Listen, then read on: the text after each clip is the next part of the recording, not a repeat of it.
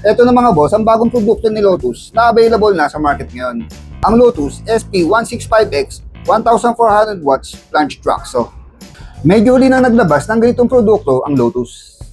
Ang kagandahan nito ay may mga features ito na talagang pinag-isipan ni Lotus na makikita mo lang sa mga premium brands. Unahin na natin itong anti-tip feature na makakatulong para hindi mag-tip over ang tool kapag nagkakat tayo ng mga 45-degree cuts. Meron din itong anti-kickback safety feature na once na naka-on, may tutulak mo pa din.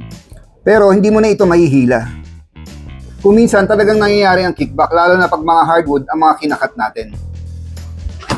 Meron din itong scoring action na once na sunisyon na ang lever dito sa likod, ay lalabas lang ang blade ng at least mga 2 mm.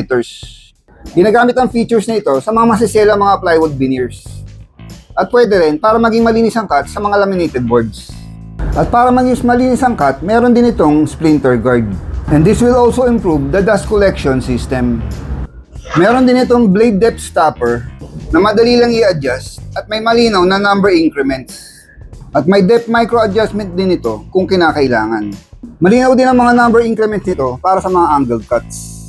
At may mga positive stops ito sa 47, 45, and 22.5 degree cuts. Pwede rin may setup ito sa negative 1 degree kung kinakailangan. Basta luwagan mo lang ang angle adjustment, pull the lever, and mapupunta na ito sa negative 1 degree. Chinek ko na rin ang quality ng pag-cut nito. Pinagpato ko ang dalawang plyboard at nag-test cut. At makikita nyo na malinis at perfectly square ang kanyang pagtabas. Basta syempre, may calibrate mo lang din ito ng tama. Meron na rin itong variable speed control. At syempre, depende yan sa mga materyales na kailangan mong putulin. At ang motor,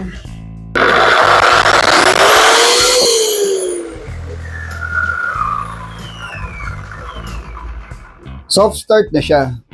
Wala man siyang electronic brake, pero soft start, it's good enough for me. Meron itong 6 1/2 circular saw blade na may 48 teeth na kasama. At ang arbor size niya ay 20 mm. Ang guide rails naman ng plancho na ito ay may 55 inches na haba.